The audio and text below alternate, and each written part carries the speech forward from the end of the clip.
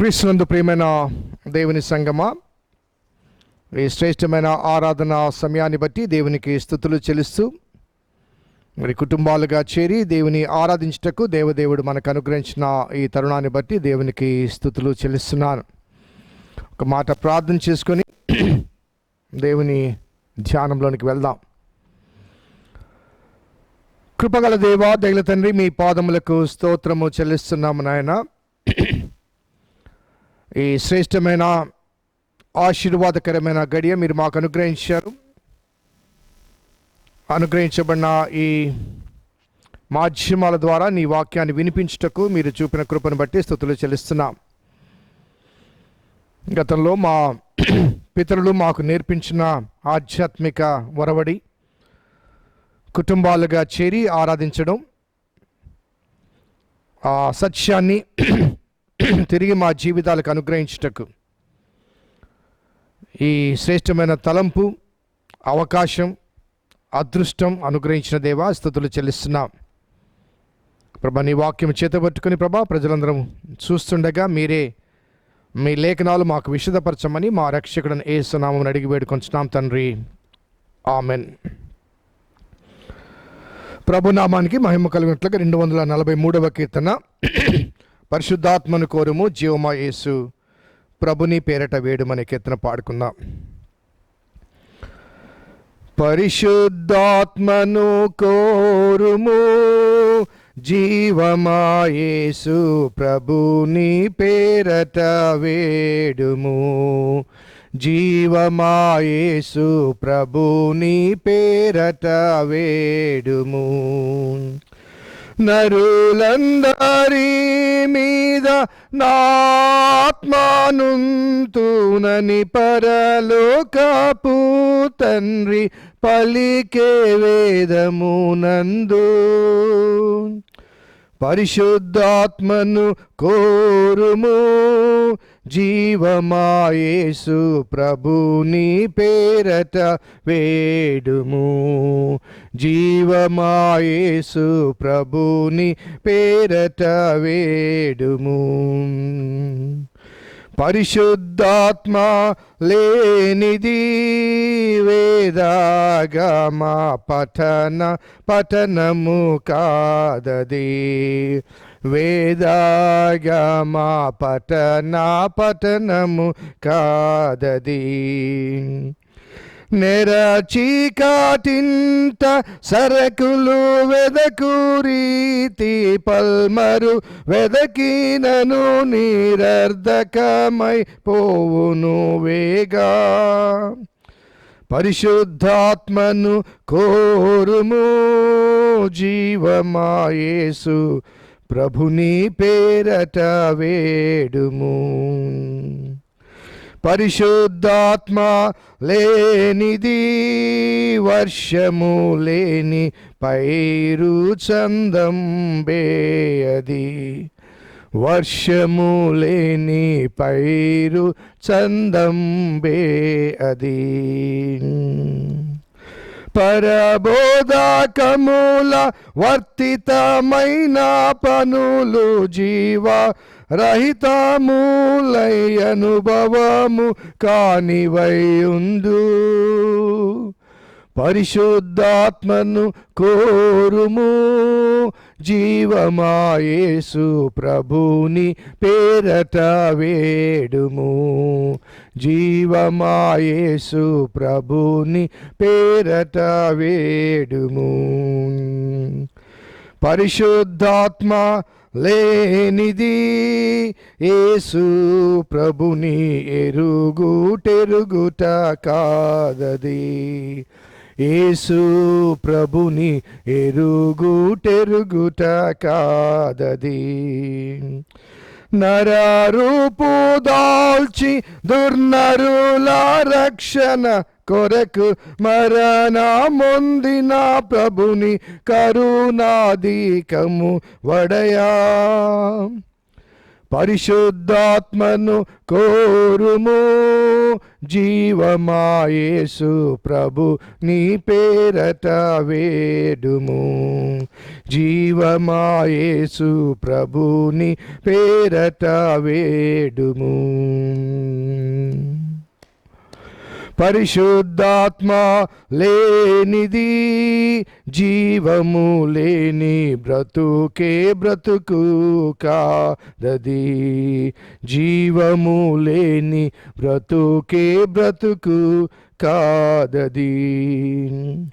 దురితే చాలను గొప్ప యురులందగిలి భక్తి తరిగి పోవుట కద్ది దొరకనందున సుమ్ము. పరిశుద్ధాత్మను కోరుము. జీవమా యేసు ప్రభుని పేరట వేడుము. జీవమా యేసు ప్రభుని పేరట వేడుము. పరిశుద్ధాత్మను పొందుట అన్నిటికన్నా ప్రబలంబైన మేలిట. అన్నిటికన్నా ప్రబలంబైన మేలిట. నెర నమ్మి మొర పెట్టు పరమా పావనుడద్ది కరుణించి నీ కొసగు మరణాంత మగుదనుకా. పరిశుద్ధాత్మను కోరుము. జీవమా యేసు ప్రభుని పేరట వేడుము. జీవమా యేసు ప్రభుని పేరట వేడుము. దేవుని వాక్యం చదువుకుందాం. పరిశుద్ధ గ్రంథం నుంచి మత్తయి సువార్త 25వ అధ్యాయము 14 నుంచి 19 వరకు చదువుకుందాం. మత్తయి సువార్త 25వ అధ్యాయము 14వ వచనం నుంచి 19 వరకు. పరలోక రాజ్యము ఒక మనుష్యుడు దేశాంతరమునకు ప్రయాణమై తన దాసులను పిలిచి తన ఆస్తిని వారికి అప్పగించినట్లుండును. అతడు ఒకనికి 5 తలాంతులను, ఒకనికి 2, ఒకనికి 1 ఎవని సామర్థ్యము చొప్పున వానికిచ్చి వెంటనే దేశాంతరము పోయెను. 5 తలాంతులు తీసుకున్నవాడు వెళ్ళి వాటితో వ్యాపారం చేసి మరి 5 తలాంతులు సంపాదించెను. అలాగనే 2 తీసుకున్నవాడు మరి 2 సంపాదించెను.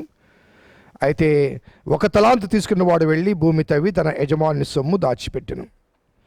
బహుకాలమైన తర్వాత ఆ దాసుడు యజమానుడు వచ్చి వారి యొద్ద లెక్క చూచుకొనెను. ప్రార్థన చేసుకుందాం. కృపగల దేవా, దయగల తండ్రి, మీ పాదములకు స్తోత్రము చెల్లిస్తున్నాం నాయన.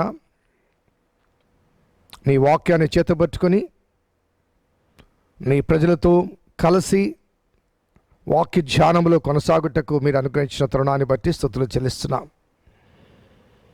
నీ దివ్యమైన ప్రణాళిక చొప్పున ఇబ్బందికరమైన స్థితిగతుల మధ్య కూడా వాక్యాన్ని ధ్యానం చేయుటకు మీరు అనుగ్రహించిన తరుణాన్ని బట్టి స్తుతులు చెల్లిస్తూ, పరమ బోధకుడా, మా అందరికీ కావాల్సిన వర్తమానం మీరే అందించమని మా రక్షకుడైన యేసు నామమున అడిగి వేడుకొంచున్నాం తండ్రి. ఆమెన్. క్రీస్తునందు ప్రియమైన దేవుని సంగమా, మరొక తరుణం దేవదేవుడు మనకు అనుగ్రహించి దేవుని దివ్యమైన సన్నిధిలో దేవుని ప్రార్థించుటకు, ఆయన వాక్యం ద్వారా సేద తీర్చబట్టకు దేవదేవుడు అనుగ్రహించిన తరుణాన్ని బట్టి దేవునికి స్తుతులు చెల్లిస్తున్నాను. మరి ప్రస్తుత ఇబ్బందికరమైన స్థితిగతుల మధ్య మరి వివిధ ప్రసార మాధ్యమాల ద్వారా దేవుని వాక్యాన్ని వినుటకు దేవుడు అవకాశం అనుగ్రహించాడు. మరి వాక్యం అందుబాటులో లేని స్థితిగతులు, వాక్యాన్ని అందించలేని స్థితిగతుల మధ్య దేవుడు మనకు ఈ చక్కని అవకాశాన్ని అనుగ్రహించాడు. కాబట్టి అవకాశాన్ని సద్వినియోగం చేసుకుంటూ కుటుంబాలుగా చేరి దేవుని వాక్యాన్ని చేతబట్టుకొని ధ్యానపూర్వకంగా వినిపించబడే వర్తమానాన్ని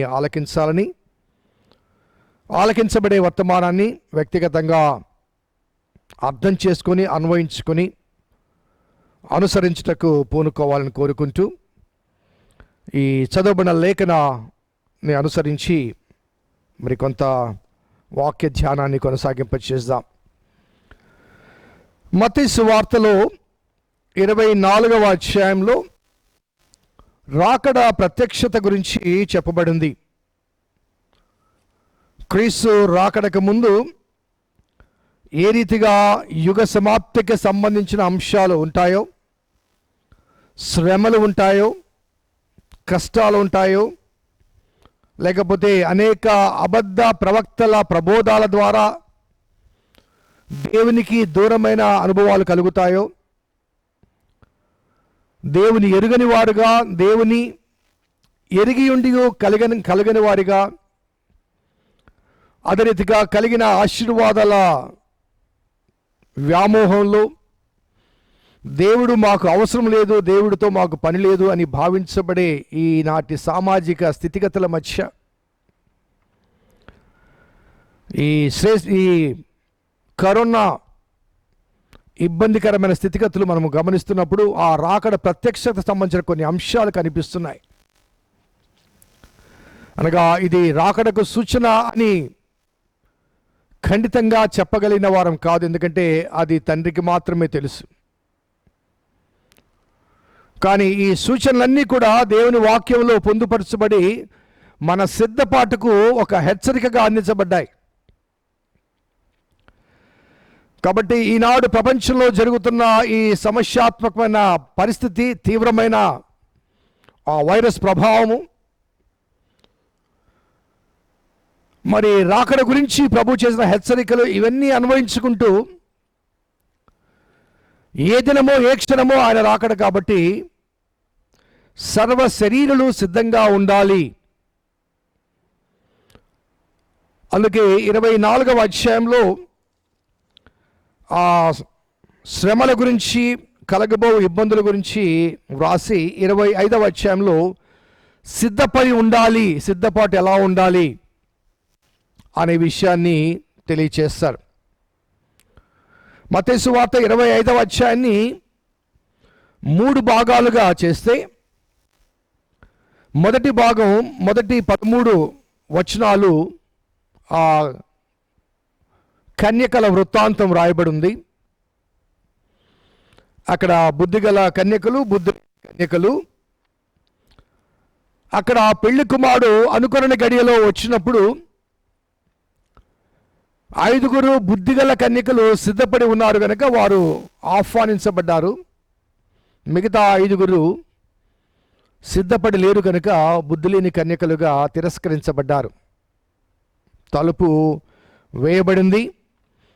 అతడు మిమ్మును ఎరుగునని మీతో నిశ్చయముగా చెప్పుచున్నాను, confirmingly I'm telling you I do not know. అనగా మొదటి 13 వచనాలు మరి రాకడకు సంఘము, విశ్వాసి ఏ రీతిగా సిద్ధపడి ఉండాలి ఆ వాస్తవాన్ని తెలియచేస్తుంది. లోకానికి వెలుగైన క్రీస్తు మన మధ్యకు వచ్చి మనల్ని వెలిగించి మీరు లోకానికి వెలుగై ఉన్నారు అన్నాడు మత్తయి సువార్త 5వ అధ్యాయం. వెలిగించబడిన ఆ దీపము దీపస్తంభం మీద ఉండాలి, లోకానికి ప్రకాశం ఇవ్వాలి, వెలుగివ్వాలి, ప్రకాశించుచూ ఉండాలి. మీ వెలుగును ప్రకాశించుచుండనివ్వుడి అంటాడు. ఆ రాకడ సమయానికి కానీ, లేకపోతే మన ప్రాణం పోకడ సమయానికి కానీ మా వెలుగు ప్రకాశించుచూ ఉండాలి. కానీ దివిటీలు ఆరిపోతున్నాయి, ఎందుకంటే సిద్ధపాటు లేదు. రాకడ ఆలస్యమైంది కాబట్టి అడ్వాంటేజ్. కాబట్టి అటువంటి అనుభవాల మధ్య ఆనాడే యేసు ప్రభువారు స్వయంగా చెప్పింది,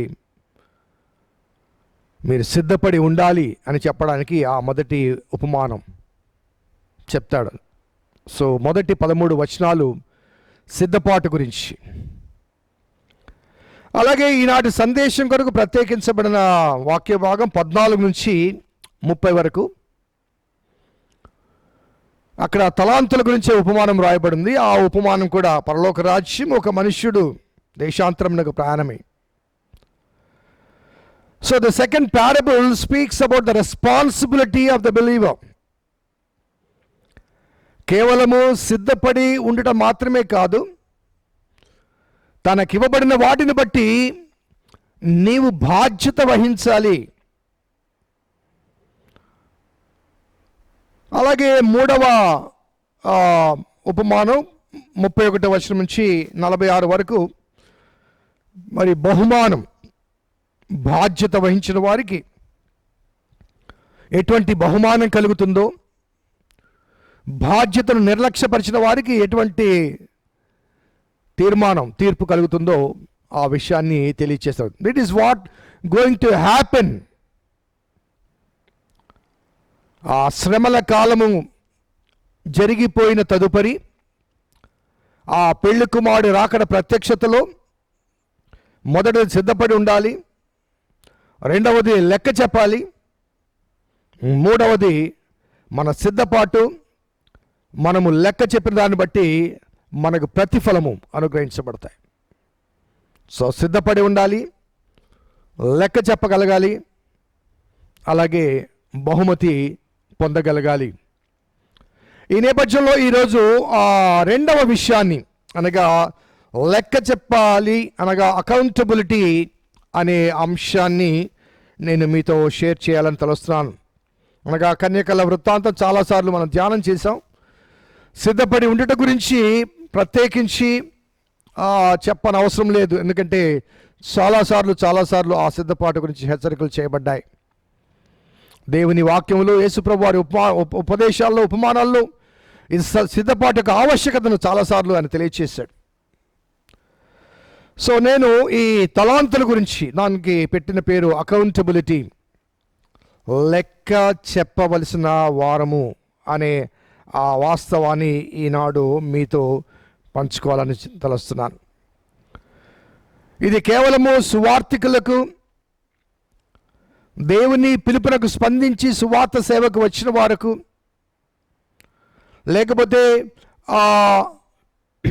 దేవుని సేవలో కొనసాగుతున్న పరిచారకులు అని మాత్రమే కాకుండా మరి దేవుని విశ్వసించిన ప్రతి విశ్వాసికి దేవుడు వారి వారి యోగ్యత చొప్పున కొన్ని తలాంతులు ఇచ్చాడు.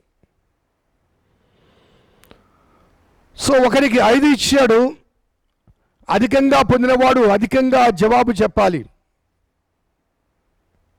నేను చాలాసార్లు ఆలయంలో చెప్తుంటాను, ఒక కాపరికి 10 మంది విశ్వాసులుంటే ఆ 10 మంది విషయంలో అతను లెక్క చెప్పాలి. ఒక సంఘంలో 100 మంది ఉంటే ఆ 100 మంది విషయంలో కాపరి లెక్క చెప్పాలి. ఒక సంఘంలో 1,00,000 మంది ఉంటే ఆ 1,00,000 మంది విషయంలో కాపరి లెక్క చెప్పాలి. అనగా సంఖ్య పెరిగే కొద్దీ బాధ్యత పెరుగుతుంది.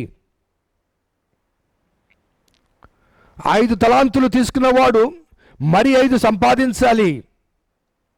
అతని బాధ్యత, ఎందుకంటే యజమాని అతని మీద నమ్మకం ఉంచి 5 తలాంతులు ఇచ్చాడు. అలాగే 2 తలాంతులు కలిగిన వాడు యజమాని వాడి మీద నమ్మకం ఉంచి 2 తలాంతులు ఇచ్చాడు. అక్కడ రాయబడ్డ మాటకు గమనిస్తే ఒకనికి 5 తలాంతులు, ఒకనికి 2 తలాంతులు, ఒకటి 1 తలాంతులు, ఎవని సామర్థ్యము చొప్పున, నాట్ బియాండ్ అవర్ కెపాసిటీ. నేను భరించలేను ప్రభువా, నాకు భరించలేని మంద నాకు ఇచ్చావు, నేను మేపలేను ప్రభువా అని కాదు. God knows your capacity. That's why God has given you the responsibility and you have to give an account to the responsibility given unto you. ఎందుకంటే నీ సామర్థ్యం ఆయనకు తెలుసు, కాబట్టే ఆయన నమ్మి మనకు అంత బాధ్యత ఇచ్చాడు. కాబట్టి అధికంగా ఇచ్చాడంటే నీలో ఆ సామర్థ్యాన్ని దేవుడు గమనించాడు, కాబట్టి అధిక సంఖ్యలో నీకు మందని ఇచ్చాడు. అలాగే కొంతమందికి ఆస్తిని ఇచ్చాడు, ఐశ్వర్యాన్ని ఇచ్చాడు, పదవిని ఇచ్చాడు, తలాంతులు ఇచ్చాడు, చక్కగా పాడగలరు, వాయిద్యాలు వాయించగలరు. So many talents, because God knows your capacity and God wants you to utilize and give an account to what you are given. నీకు ఇవ్వబడిన దాని గురించి నీవు లెక్క చెప్పాలి అన్న భయముతో యజమాని ఏ సమయానికి వస్తాడో, చాలా కాలమైన తర్వాత వచ్చాడట. చాలా కాలమైన తర్వాత వచ్చాడంట. అనగా రాకడ ఎంత ఆలస్యమైనప్పటికీ కూడా నీవు సమాధి చేరేంత వరకు, లేకపోతే ఆయన ప్రత్యక్షతలో నిలబడేంత వరకు లెక్క చెప్పడానికి నీవు బాధ్యత వహించాలి, లేకపోతే ఆ భయముతో ఆ పనిని నిర్వర్తించాలి. సో ఎవరి సామర్థ్యము చొప్పున కొన్ని రెఫరెన్సెస్ మనము గమనిస్తే, తెస్సలోనికి రాసిన పత్రికలో పౌలు భక్తుడు, తెస్సలోనికి రాసిన మొదటి పత్రిక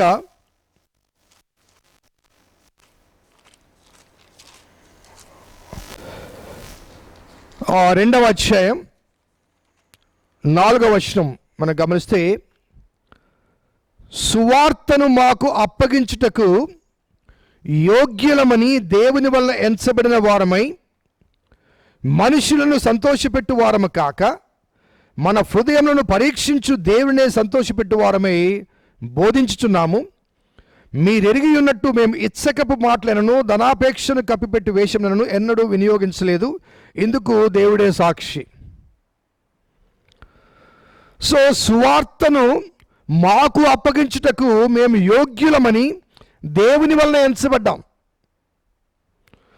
so God has a plan for us. ఆ సువార్తను మాకు అప్పగించుటకు నేను యోగ్యునని నేను భావించలేదు, నా పేరెంట్స్ భావించలేదు, నన్ను నియమించిన సంఘం భావించలేదు.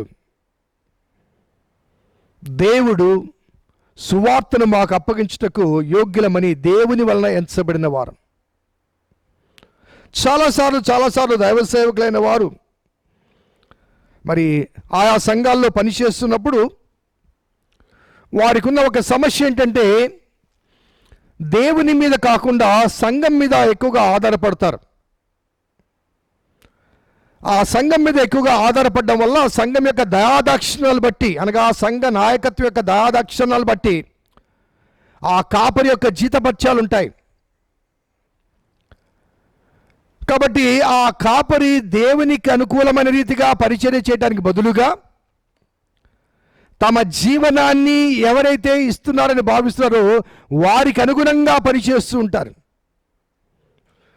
కొన్నిసార్లు ధైర్యంగా వాక్యాన్ని ప్రకటించాలంటే, ఒక సమస్యను ఎత్తి చూపించాలంటే, ఆ సమస్య కలిగిన నాయకులు అక్కడ ఉంటే ఆ కాపరి ఆ సమస్యను దాటవేస్తూ ఉంటారు.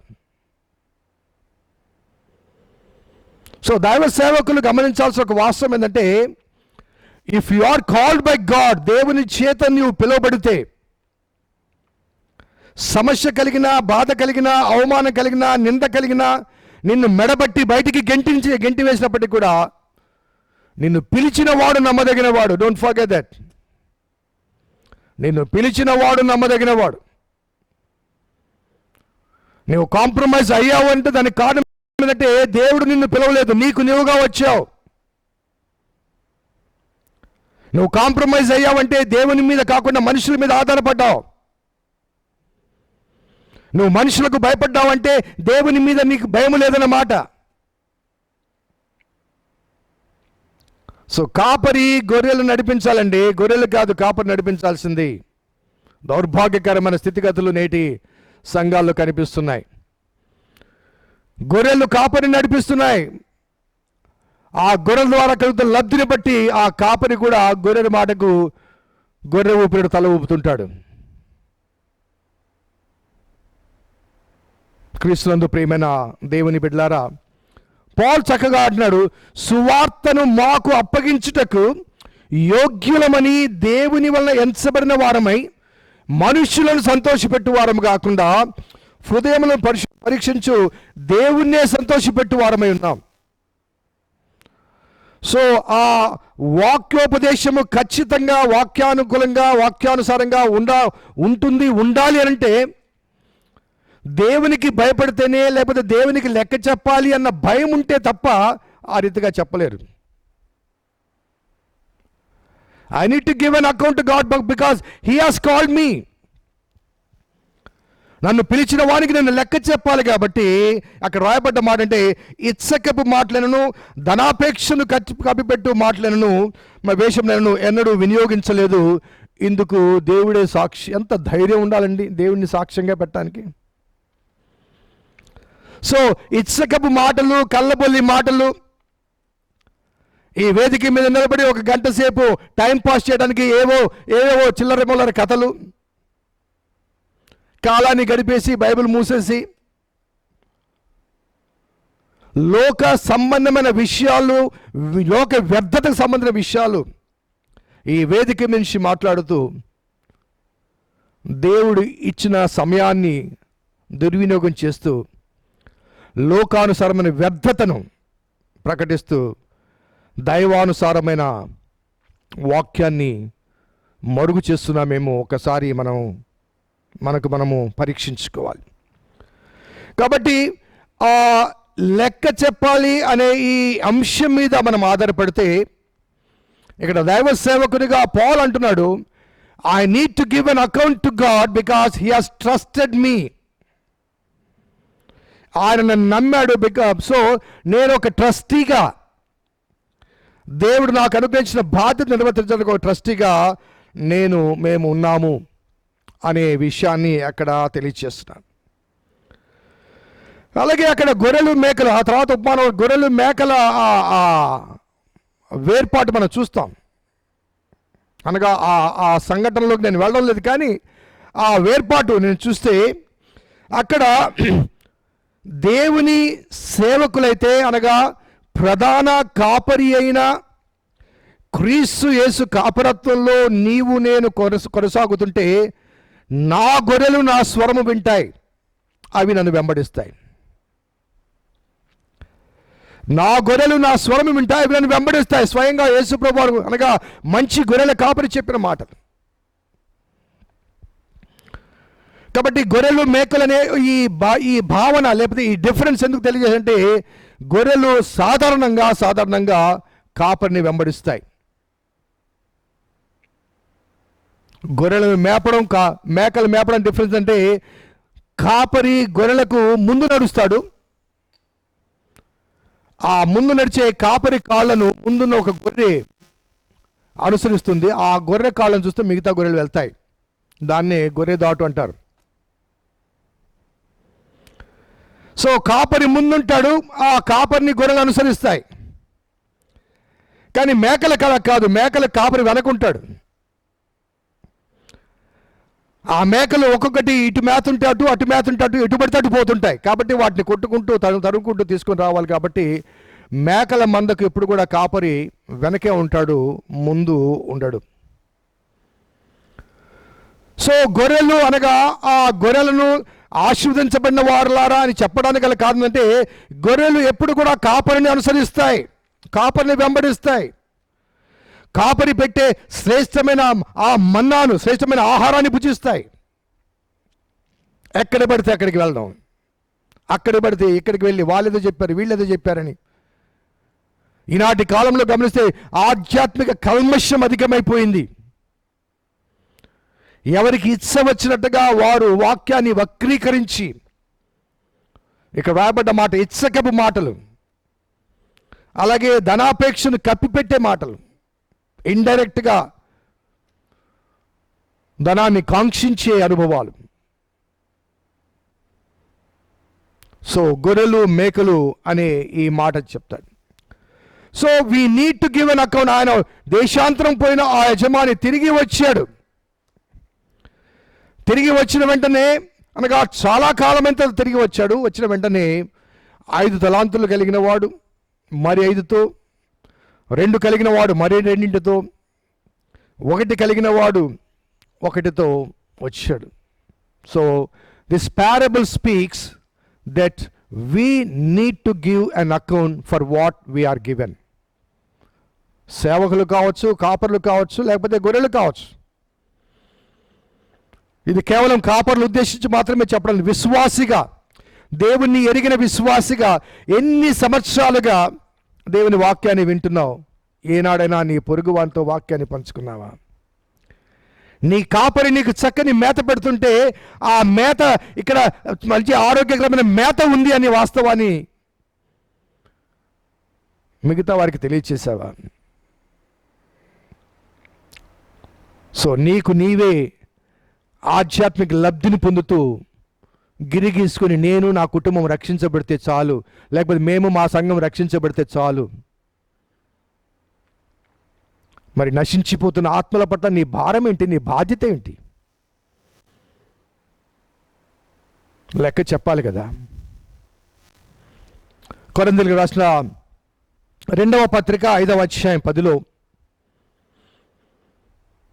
పౌలు భక్తుడు మరలా ఇంకొక మాట అంటాడు, తాను జరిగించిన క్రియల చొప్పున అవి మంచివైనను సరే చెడ్డవైనను సరే దేహముతో జరిగించిన వాటి ఫలమును ప్రతివాడు పొందునట్లు మనమందరము క్రీస్తు న్యాయపీఠం మీదట ప్రత్యక్షము కావలేను. మనమందరము క్రీస్తు న్యాయపీఠం మీదట ప్రత్యక్షము కావాలి. ఎందుకంటే తాను జరిగించిన క్రియల చొప్పున అవి మంచివైనను సరే చెడ్డవైనను సరే, నువ్వు గొర్రెవైనా సరే మేకవైనను సరే, క్రీస్తు న్యాయపీఠం మీద మనము ప్రత్యక్షము కావాలి. There is the day of judgement. యజమాని తిరిగి వస్తాడండి తప్పనిసరిగా. నీ రక్త సంబంధికులు అనేక మంది విద్యావిహీనులుగా, వ్యవసాయదారులుగా, లేకపోతే కూలీనాలి చేసుకుంటూ ఉన్నారు. దేవుడు నిన్ను మాత్రమే ప్రత్యేకించి మంచి జ్ఞానాన్ని అనుగ్రహించాడు. విద్యావంతుడు అయ్యావు, విద్యావేత్తవయ్యావు, మంచి ఉద్యోగానికి వచ్చావు. మరి నిన్ను ప్రేమించి దేవుడు నీకు అంతగా జ్ఞానాన్ని ఇచ్చి, అంతగా ఉద్యోగాన్ని ఇచ్చి, అంత పలుకుబడిస్తే, are you not responsible to give an account for what you are given?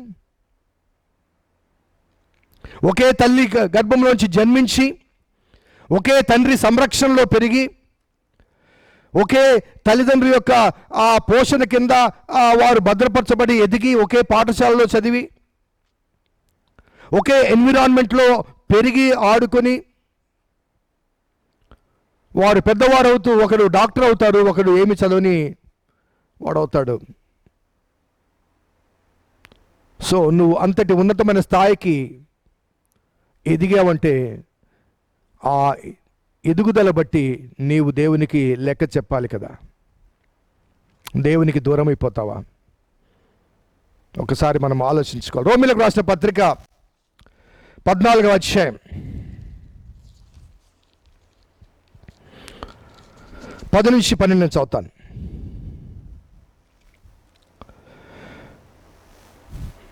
నీవు నీ సహోదరునికి తీర్పు తీర్చునేలా, నీ సహోదరుని నిరాకరింపనేలా మనమందరము దేవుని న్యాయపీఠం ఎదుట నిలుతుము. నా తోడు ప్రతి మోకాలు నా ఎదుట ఉంగును, ప్రతి నాలుకయు దేవుని స్తుతించును అని ప్రభు చెప్పుచున్నాడు అని వ్రాయబడి ఉన్నది. కనుక మనలో ప్రతివాడు తన్ను గురించి దేవునికి లెక్క ఒప్పజెప్పాలి. మనలో ప్రతివాడు కూడా తన్ను గురించి దేవునికి లెక్క ఒప్పజెప్పాలి. లెక్క చెప్పాలనే కాదు, లెక్క ఒప్పజెప్పాలంట. చిన్నప్పుడు ఎలిమెంటరీ స్టడీస్లో టీచర్స్ కొన్ని పద్యాలు కానీ లేకపోతే కొన్ని వచనాలు కానీ కంఠోపాఠంగా నేర్చుకున్నామంటారు. సో వెళ్ళి ఆ కంఠోపాఠంగా నేర్చుకున్న దాన్ని టీచరు మీరు లేచి ఒప్పజెప్పండి అంటాడు. అంటే అర్థం ఏంటి?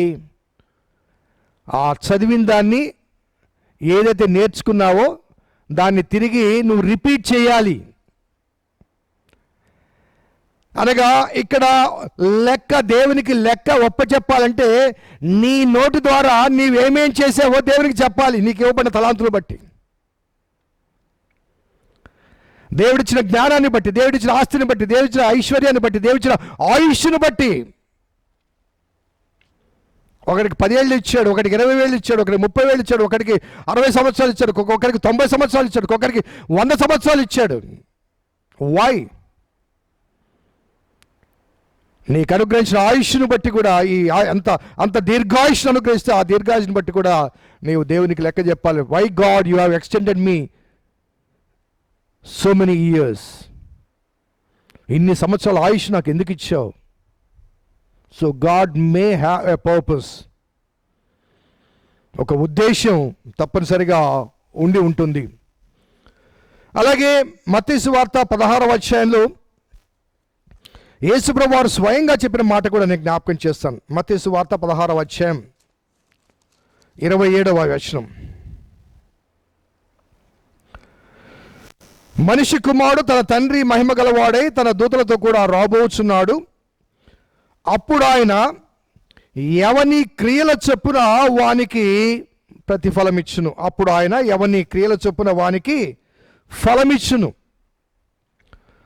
సో ఆ దేవుని రాకడ ప్రత్యక్షతలో మనిషి కుమారుడు ఆ రాబోయే ఆ గడియలో వాని క్రియల చొప్పున దేవుడు ప్రతిఫలం ఇస్తానని యేసయ్యే స్వయంగా చెప్పాడు. అనగా it is inevitable to stand before the presence of God.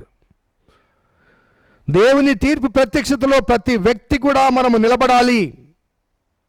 ఆ వాస్తవాన్ని మనము జ్ఞాపకం చేసుకోవాలి. అలాగే కొరింథీయులకు రాసిన మొదటి పత్రిక 4వ అధ్యాయం, అనగా ఈ రెఫరెన్సెస్ అన్నీ కూడా దేవునికి మనం లెక్క చెప్పాలి అన్న వాస్తవాన్ని మీకు గుర్తు చేయడానికి దేవుని గ్రంథంలో ఏ రీతిగా మనకు హెచ్చరికలు చేయబడ్డాయో నేను జ్ఞాపకం చేస్తున్నాను. 4వ అధ్యాయం 4-5 వచనాలు. దేవుని స్వరూపి అయిన క్రీస్తు మహిమను కనపరుచు సువార్త ప్రకాశము వారికి ప్రకాశింపకుండా నిమిత్తము ఈ యుగ సంబంధమైన దేవత అవిశ్వాసులైన వారి మనోనేత్రములకు గుడ్డితనము కలగచేసెను. అంధకారములో నుండి వెలుగు ప్రకాశించునుగాక అని పలికిన దేవుడే తన మహిమను గూర్చిన జ్ఞానము యేసుక్రీస్తునందు వెల్లడిపరచుటకు మా హృదయంలో ప్రకాశించెను. కనుక మేము మమ్మును గూర్చి ప్రకటించుకోవటం లేదు, కానీ క్రీస్తు యేసును గూర్చియు ఆయన ప్రభు అనియు మమ్మును గూర్చి యేసు నిమిత్తము మేము మీ పరిచారకమనియు ప్రకటించుకొనుచున్నాము. అనగా అంధకార సంబంధమైన వారికి ఈ వెలుగు ప్రకాశించలేదు. ఎందుకంటే వారు అంధకార సంబంధమైన వారు, అనగా చీకటిమయమైన ప్రజలు. యోహాను భక్తుడు అంటాడు, లోకంలో వెలుగు ప్రకాశించుతున్నది కానీ చీకటి దాన్ని గ్రహింపకుండా ఉన్నది. సో చీకటి సంబంధులు, అంధకార సంబంధులు వెలుగును వారు అంగీకరించరు, తలుపులు వేసుకుంటారు. ఈ గదిలో లైట్ వెలుగుతుంటే ఆ లైట్ యొక్క ప్రకాశము పక్క గదిలోకి కూడా వెళ్తుంది. కానీ ఆ పక్క గదిలో ఉన్నవారు తలుపులు వేసుకుంటే వెలుగు ఇక్కడే ఉంటుంది, వారికి చీకటి ఉంటుంది. కాబట్టి అంధకార సంబంధమైన మనుషులు, లేకపోతే ఈ యుగ సంబంధమైన దేవత అవిశ్వాసులైన వారి మనోనేత్రములకు గుడ్డితనం కలగజేసింది. కాబట్టి అంధకారంలో నుండి వెలుగు ప్రకాశించును గాక అని పలికిన దేవుడే తన మహిమను గూర్చిన జ్ఞానము యేసుక్రీస్తునందు వెల్లడిపరచుటకు మా హృదయములో ప్రకాశించాడు. కాబట్టి మా హృదయంలో వెలుగు ప్రకాశించింది, అనగా వెలుగైన క్రీస్తు మమ్మను వెలిగించాడు, మమ్మను లోకానికి వెలుగని చెప్పాడు. ఆ వెలుగును మేము ప్రకాశింప చేయాలి. అనగా క్రీస్తు ద్వారా నేను వెలిగించబడ్డప్పుడు వెలిగించబడిన సేవకుడు కానీ సేవకురాలు కానీ వెలిగించబడిన విశ్వాసి కానీ ఆ వెలుగును ప్రకాశింప చేయాలి. కానీ ఆ వెలుగుగా నీవు కనబడకూడదు, నీ ప్రకాశాన్ని వారు చూడాలి. అనగా ఆ ప్రకాశం క్రీస్తు ద్వారా నీకు కలిగింది కాబట్టి ఆ క్రీస్తు ప్రకాశములోనికి ప్రజలు రావాలి. అందుకని అక్కడ పౌలు అంటాడు, కాబట్టి మేము మమ్మును గూర్చి ప్రకటించుకుంటలేదు, కానీ క్రీస్తు యేసును గూర్చి ఆయన ప్రభు అనియు మమ్మను గూర్చి మేము యేసు నిమిత్తం మేము పరిచారకమనియు ప్రకటించుకొనుచున్నాము. అనగా మా ద్వారా దేవుడు క్రియలు జరిగించడానికి మాకు కొన్ని తలాంతులు ఇచ్చాడు. ఆధ్యాత్మిక దృక్పథంలో మనం గమనిస్తే కొంతమందికి స్వస్థపరిచే వరాలు ఇచ్చిండొచ్చు, కొంతమంది ప్రవచనాలు చెప్తున్నారు, కొంతమంది చాలా చక్కగా బోధలు చేయగలుగుతున్నారు, కొంతమంది మరి బోధించగలుగుతున్నారు, అనగా టీచింగ్ చేయగలుగుతున్నారు,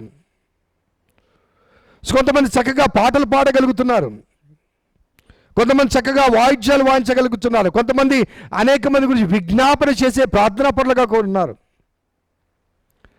కానీ వీటన్నిటి గురించి తెలియచేస్తూ వాట్ ఎవర్ వీఆర్ గివ్ అనగా ఈ తలాంతు, ప్రసంగించే తలాంతు, లేదా ప్రవచించే తలాంతు, స్వస్థపరిచే తలాంతు, పాటలు పాడే తలాంతు, వాయిద్యాలు వాయించే తలాంతు, ప్రార్థించే తలాంతు, ఈ తలాంతులన్నీ మాకు దేవుడు అనుగ్రహించాడు. కాబట్టి అనుగ్రహించిన క్రీస్తును మేము ప్రకటిస్తున్నాము, మమ్మల్ని మేము ప్రకటించుకోవడం లేదు.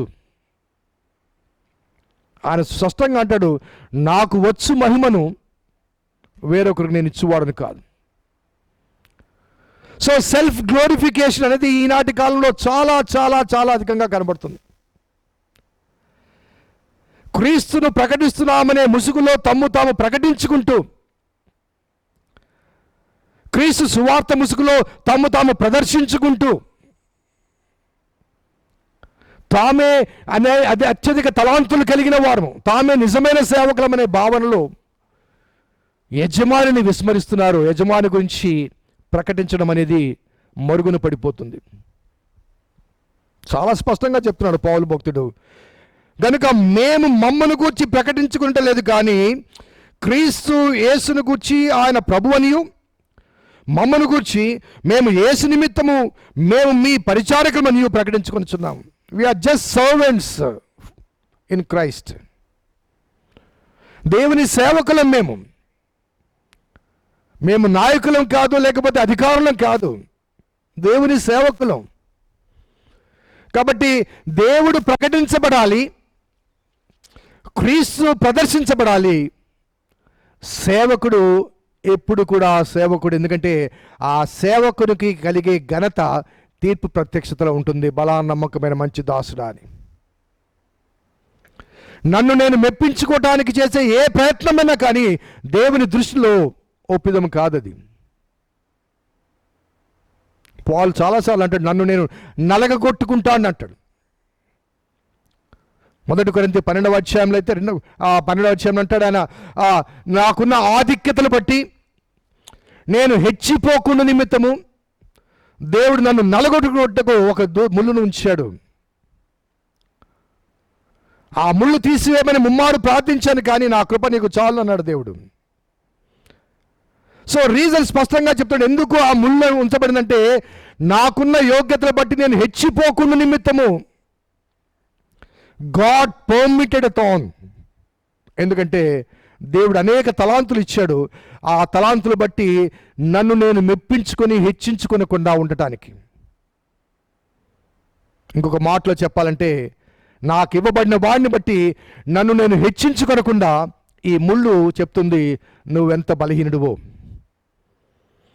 ఈనాటి ఈ కరోనా పాండమిక్ సిచ్యుయేషన్లో మనం గమనిస్తే, మరి అగ్రరాజ్యాలుగా భావించేవారు తమ ధన సమృద్ధిని బట్టి, జ్ఞాన సంపత్తిని బట్టి, వస్తు సముదాయాన్ని బట్టి ప్రపంచాన్ని శాసించగలము, ఏమైనా చేయగలమని తమకున్న ఆధిక్యతను బట్టి తాము హెచ్చించుకున్న ఆ సమాజానికి కరోనా ఒక ముళ్ళు. ఆ ముళ్ళు వాడు ఎంత బలహీనులో తెలియచేస్తుంది. ఆ ముళ్ళు రోజు రోజుకు వృద్ధి చెందుతూ అగ్రరాజ్యాలుగా భావించబడే వారు ఎంత బలహీనులో దేవుని దృష్టిలో, దేవుని దృక్పథంలో, ఒకవేళ దేవుడు లేకపోతే ఎంతటి బలహీనులో, దౌర్భాగ్యులో తెలియచేస్తుంది. దేవుని వైపు తిరగకపోతే ఆ ముళ్ళు వారి జీవితాలకు శాపంగా మారుతుంది.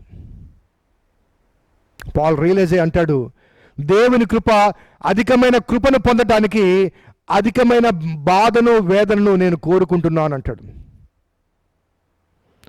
To receive more grace from God, I'm looking forward more pain in my body. ఎంత శ్రమ అధికంగా ఉంటే అంత కృప అధికంగా పొందుతాను. అధిక కృప పొందటానికి అధిక శ్రమ నాకు మేలు. శ్రమ నొంది ఉండుట నాకు మేలాయను. పాల్ యాజ్ ఎ ఫిలాసఫర్ చాలా చక్కని భావాలు మనకు తెలియజేస్తాడు. సో ఈ వాస్తవాలు అన్నీ, ఈ రెఫరెన్స్ అని ఏం తెలియజేస్తుందంటే, there is a day we need to stand before the presence of Christ ఆయన ఎదుట మనము లెక్క ఒప్ప చెప్పాలి. కాబట్టి 5 తలాంతులు, 2 తలాంతులు, 1 తలాంతులు దేవుడు వ్యక్తిగతంగా నాకు నీకు ఎన్ని తలాంతులు ఇచ్చాడో తెలియదు. కానీ ఇవ్వబడిన ప్రతి దాన్ని బట్టి మనము దేవునికి లెక్క చెప్పాలి. పాత నిబంధనలు కూడా ప్రసంగి గ్రంథం 11వ అధ్యాయంలో 9, 10 వచనాలు చూస్తే, యవనుడా వీటన్నిటిని బట్టి దేవుడు నిన్ను తీర్పులోనికి తెచ్చునని జ్ఞాపకం ఉంచుకొనుము. నీ యవన దశను బట్టి సంతోషించమంటాడు. కానీ వీటన్నిటి బట్టి దేవుడు నిన్ను తీర్పులోనికి తెస్తాడు, జాగ్రత్త. ఒక హెచ్చరిక కూడా ప్రసంగి గ్రంథంలో మనకు అందించబడింది. ప్రాముఖ్యంగా మరి హెబ్రీలకు రాసిన పత్రికలో 4వ అధ్యాయంలో ఆ గ్రంథకర్త చాలా విశిష్టమైన భాష వాడతాడు. ఆ భాషను నేను మీతో జ్ఞాపకం చేయాలనుకుంటున్నాను. హెబ్రీలకు రాయబడిన పత్రిక 4వ అధ్యాయము 12, 13 వచనాలు. ఎందుకనగా దేవుని వాక్యము సజీవమై బలము గలదై రెండంచులు గల ఎటువంటి ఖడ్గము కంటెను వాడిగా ఉండి ప్రాణాత్మలను కీళ్లను మూలుగను విభజించినంత మట్టుకు దూరుచు హృదయం యొక్క తలంపులను ఆలోచనలు శోధించుచున్నది. మరియు ఆయన దృష్టికి కనబడని సుష్టము ఏదీ లేదు. మనం ఎవరికి లెక్క ఒప్ప చెప్పవలసి ఉన్నదో ఆ దేవుని కన్నులకు సమస్తము మరుగులేక తేటగా ఉన్నది. మనం ఎవరికి లెక్క ఒప్ప చెప్పవలసి ఉన్నదో ఆ దేవుని దృష్టికి, దేవుని కన్నులకు సమస్తము మరుగులేక తేటగా ఉన్నది. కాబట్టి దేవునికి సమస్తము తేటగా అనగా దేవునికి కనిపించనిది, లేకపోతే చాటుగా రహస్యంగా చీకట్లో ఏదో చేశామని భావించబడే అనుభవాల మధ్య హెబ్రీ గ్రంథకర్త అంటున్నాడు, దేవునికి కన్నులకు సమస్తము మరుగులేక తేటగా ఉంది. ఈవెన్ యువర్ డార్క్నెస్, చీకటిలో చేసే ప్రతి క్రియ అక్కడ వెలుగులో మరి ప్రత్యక్షమవుతుంది. దానికి ఎందుకనంటే ఎలా ప్రత్యక్షమవుతుందని దానికి పైన చెప్తాడు. ఎందుకనగా దేవుని వాక్యము సజీవమై బలము గలదై రెండంచులు గల ఎటువంటి ఖడ్గము కంటేనూ వాడిగా ఉన్నది. దేవుని వాక్యం గురించి చెప్పబడ్డ మాట అంటే, దేవుని వాక్యం ఎ లివింగ్ వర్డ్, సజీవమైన వాక్యం అది, బలమైన వాక్యం అది, రెండంచుల ఎటువంటి ఖడ్గము కంటేనూ వాడిగా ఉన్నది. దేవుని వాక్యం గురించి చెప్పబడ్డ మాట రెండంచుల ఖడ్గము, ఖడ్గమనగా స్వర్డ్. ఇంగ్లీష్ భాషలో ఆ పదాన్ని అనగా మన భావానికి అనుగుణంగా నేను తెలియజేసి, ఇంగ్లీష్ భాషలో స్వర్డ్ అంటే SWORD, SWORD. సో స్వర్డ్ అంటే ఖడ్గము. ఆ ఖడ్గానికి ఆ ముందున్నే ఆ ఎస్ పదాన్ని తొలగించామనుకోండి, SWORD, ఎస్ పక్కన పెట్టాం, ఏమవుతుంది? వర్డ్, వాక్యము. సో దేవుని వాక్యం అనగా సేవియర్స్ వర్డ్. ఇంకొక మాటలు చెప్పంటే సర్జికల్ వర్డ్, అనగా సర్జికల్ నైఫ్గా అది వాడబడుతుంది. ఆ ఖడ్గము, ఆ సర్జికల్ వర్డ్ ఏం చేస్తుందంటే బలము కలది అంటాడు ఆయన. సజీవమైనది అనగా alive, active, powerful and effective. Alive అనగా సజీవమైంది, అది యాక్టివ్ అనగా అది ఎంతకైనా దూరగలిగిన శక్తి కలిగింది, బలము కలిగింది. కాబట్టి వాడి కలిగిన షార్పెన్ స్వర్డ్గా మనము భావించవచ్చు.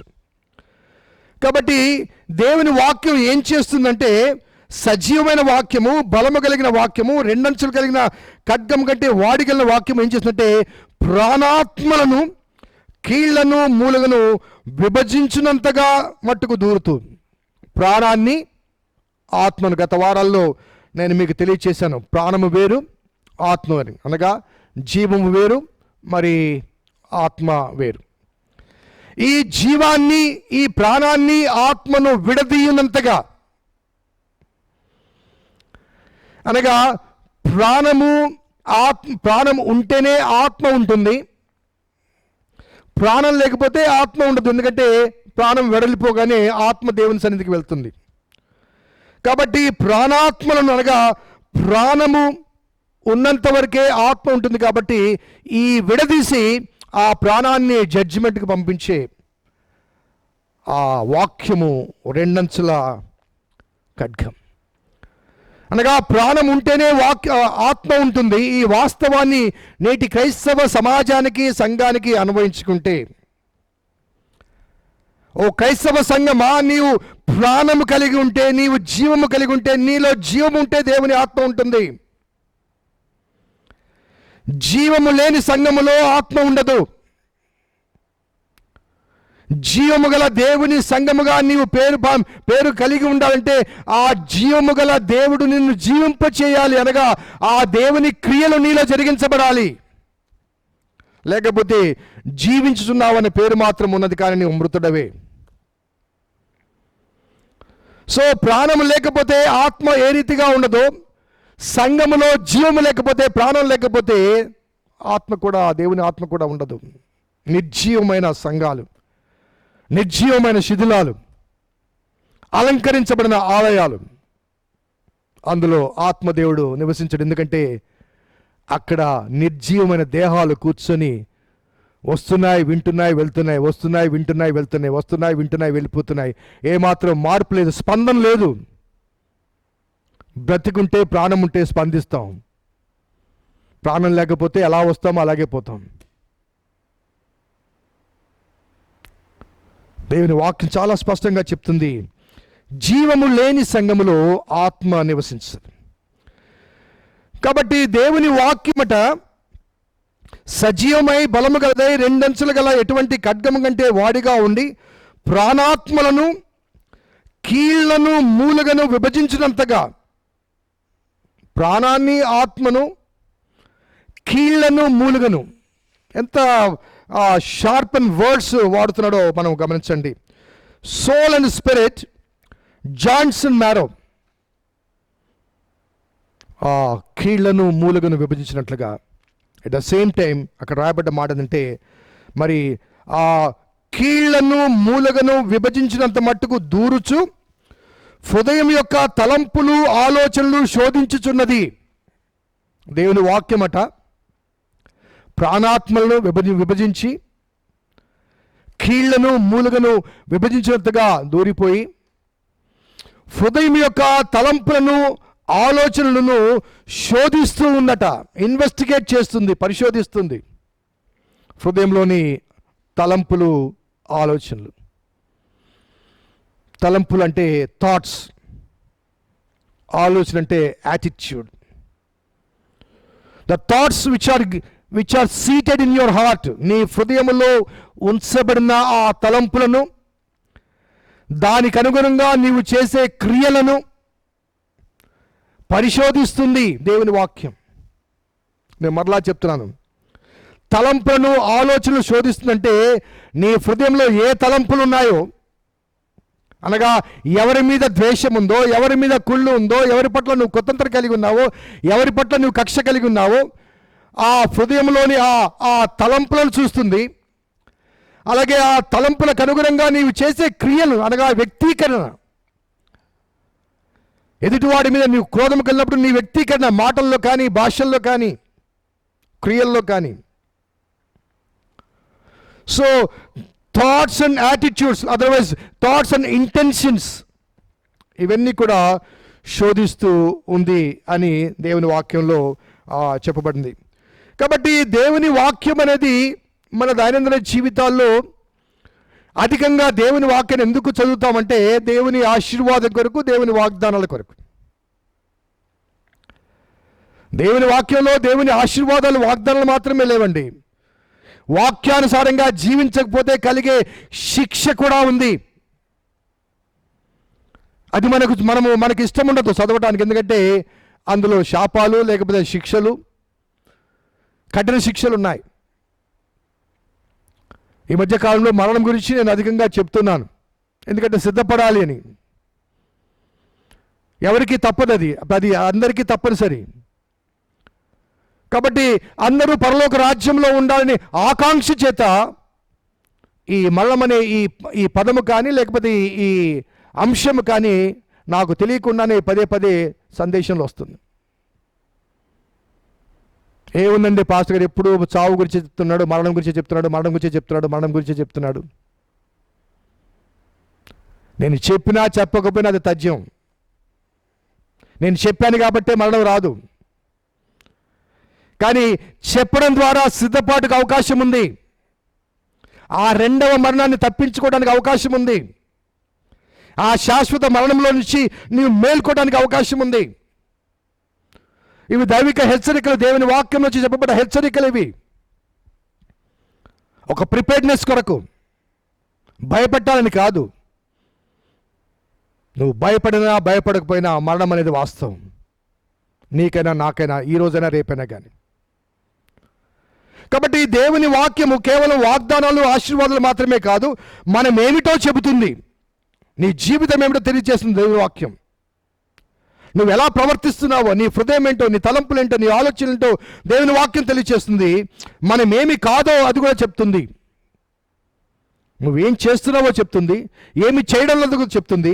అలాగే నీ ఆధ్యాత్మిక ఎదుగుదలకు దేవుని వాక్యం దోహదపడుతుంది. దేవుని కొరకైన తీర్మానానికి నిన్ను ప్రేరేపిస్తుంది. కేవలం వినటం మాత్రమే కాదు, విశ్వాసంలోనికి నడిపిస్తుంది. వినటం వల్ల విశ్వాసం కలుగుతుంది, విశ్వాసం వల్ల రక్షణ కలుగుతుంది, అనగా ఆ రక్షణలోనికి నడిపిస్తుంది. మరలా చెప్తాను, దేవుని వాక్యం కేవలం వాగ్దానాలు ఆశీర్వాదాలు మాత్రమే కాదండి, నీ జీవితాన్ని చెప్తుంది. నువ్వు ఎలా ప్రవర్తిస్తున్నావో, ఏమి చేయాలో చెప్తుంది, ఏమి చేయకూడదో చెప్తుంది, ఏమి చేస్తున్నావో కూడా చెప్తుంది. అలాగే నీ ఆధ్యాత్మిక జీవితాన్ని, ఆ దేవుని వైపు నువ్వు తిరిగినప్పుడు నీ ఆధ్యాత్మిక జీవిత ఎదుగుదలకు అవసరమైన వాక్యాన్ని చెప్తుంది. నువ్వు ఎదగటానికి కావాల్సిన పోషణ ఇస్తుంది. అలాగే దేవుని కొరకైన తీర్మానం వైపు నడిపిస్తుంది. అలాగే నీ వాక్యాన్ని వినడం ద్వారా విశ్వాసం ద్వారా రక్షణలోనికి నడిపిస్తుంది. కాబట్టి we need to give an account to God. ఆ విషయాన్ని మర్చిపో. సో ఈ లోకాన్ని విడిచిన తర్వాత ప్రతి వ్యక్తి కూడా దేవుని న్యాయపీఠం మీద నిలవాలి. తాను జరిగించిన క్రియల చొప్పున మంచివైనా సరే చెడ్డవైనా సరే క్రీస్తు యేసు న్యాయపీఠం మీద నిలవాలి, లెక్క చెప్పాలి. మనుషులకు కాదు, తల్లిదండ్రులకు కాదు, కుటుంబానికి కాదు, భార్యకు కాదు, భర్తకు కాదు, సంఘానికి కాదు, సమాజానికి కాదు, నాయకులకు కాదు, అధికారులకు కాదు, సృష్టికర్త అయిన దేవదేవునికి లెక్క చెప్పాలి. ఇక్కడ తప్పించబడే అవకాశాలు ఉన్నాయి, కానీ అక్కడ తప్పించబడే అవకాశాలు లేవు. We ought to give an account to God. చివరిగా హెబ్రీ పత్రిక 6వ అధ్యాయం 4 నుంచి 8 వరకు చదువుతాను.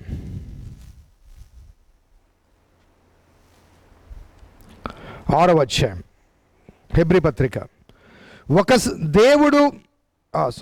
ఒకసారి వెలిగించబడి పరలోక సంబంధమైన వరమును రుచి చూచి పరిశుద్ధాత్మలో పాలివారై దేవుని దివ్య వాక్యమును రాబో యుగ సంబంధమైన శక్తుల ప్రభావమును అనుభవించిన తర్వాత తప్పిపోయిన వారు తమ విషయంలో దేవుని కుమారుని మరలా సిలువ వేయచ్చు బాహాటముగా ఆయన అవమానపరుచున్నారు కనుక మారు మనసు పొందినట్లు అట్టి వారిని మరలా నూతన పరచుట అసాధ్యము.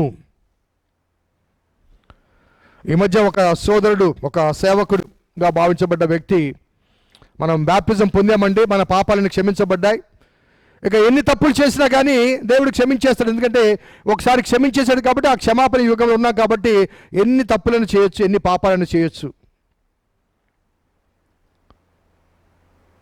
ఒక నన్ను అడిగారు, పాస్టర్ గారు ఇలా చెప్తున్నారు, ఇది కరెక్టేనా అని. దేవుని వాక్యంలో స్పష్టంగా ఉంది, ఒకసారి వెలిగించబడి పరలోక సంబంధమైన వరమును రుచి చూచి పరిశుద్ధాత్మలో పాలివారై దేవుని దివ్యవాక్యమును రాబోయే యుగ సంబంధమైన శక్తుల ప్రభావమును అనుభవించిన తర్వాత వెలిగించబడిన తర్వాత దేవుని దివ్యమైన వాక్యమును మరి రాబోయే యుగ సంబంధమైన శక్తుల ప్రభావమును అనుభవించిన తర్వాత పరిశుద్ధాత్మలో పాలివారైన తర్వాత తప్పిపోయిన వారు